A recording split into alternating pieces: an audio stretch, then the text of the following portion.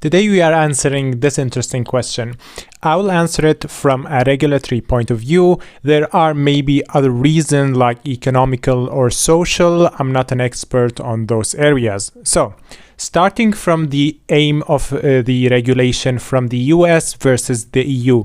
The spirit of law in the EU can be summarized by safety and certainty, while the US is responsibility and freedom.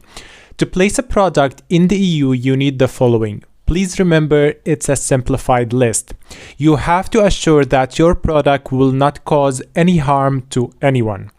You also have to have a responsible person that represent the brand in the EU in case of authority product control or consumer complaints. The responsible person has to have official offices inside the EU. Then you have to do a formula review to match the EU regulation annexes. Then you have to do all the needed tests like stability, microbiology, and challenge testing. Then you have to prepare a CPSR section A and B, which is a cosmetic product safety report signed by a toxicologist. Then you have to do a label and claims review, create a PIF, which is product information file. Lastly, notification to the competent authority through the EU CPNP Cosmetic Product Notification Portal.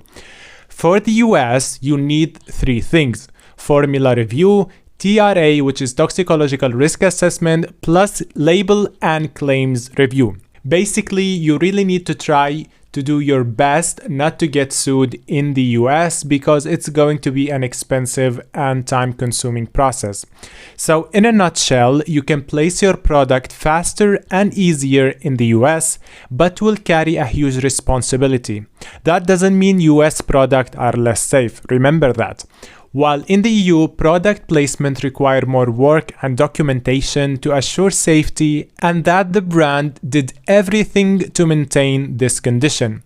Finally, the responsible person in the EU holds all the responsibility, while in the US, the stakeholder of the brand hold the responsibility together.